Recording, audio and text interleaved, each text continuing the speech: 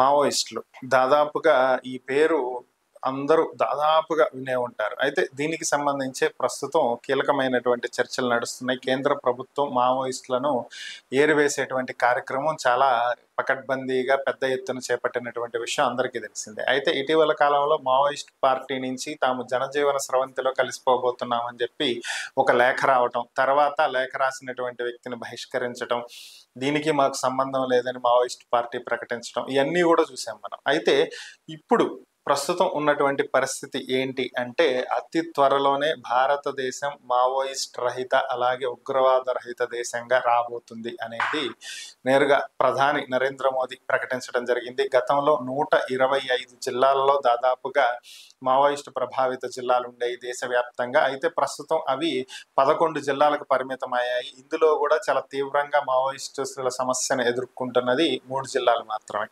So అంటే ఓవరాల్గా వీళ్ళ ప్రభావం అనేది గణనీయంగా తగ్గింది అనేది ప్రభుత్వం చెప్తున్నటువంటి లెక్కలు. దీనికి నిదర్శనమే గడిచిన 72 గంటల్లో దాదాపుగా 300 మందికి పైగా నక్సలైట్లు లొంగిపోవటం జరిగింది. మేము సాధారణ జనజీవనం గడుపుతాము, మాకు రాజ్యాంగం మీద నమ్మకం ఉంది అంటే, లొంగిపోయినటువంటి వాళ్ళు కూడా ఏదో చిన్నా చితక నక్సలైట్లు కాదు, మావోయిస్టులు కాదు, సాధారణంగా ఏదో నిన్న మొన్న జాయిన్ అయినటువంటి వాళ్ళు కూడా కాదు. దాదాపుగా ఒక్కొక్కళ్ళ మీద ₹1,00,00,000 పైగా రివార్డు ఉన్నటువంటి మావోయిస్ట్ నేతలే లొంగిపోయారు అనేది ప్రస్తుతం ఉన్నటువంటి సమాచారం. అంటే దాదాపుగా వీరు జనజీవన స్రవంతిలో కలుస్తున్నారు, అడవులను వదిలేస్తున్నారు. దీనికి కారణాలు రకరకాలు ఉండుండొచ్చు ఓవరాల్గా.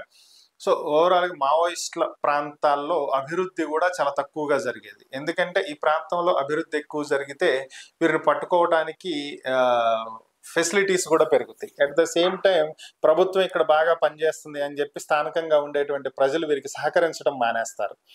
సో ఇవి రెండు జరగకూడదు కాబట్టి వాళ్ళు స్థానికంగా అభివృద్ధి జరగనివ్వరు. ప్రజలందరికీ చూసారా ప్రభుత్వం ఇక్కడ మీకు ఏం చెయ్యట్లేదు, మేము మీకు అండగా ఉన్నాం, మీ తరపున పోరాడుతున్నామని వాళ్ళ నమ్మకం కలిగిస్తారు.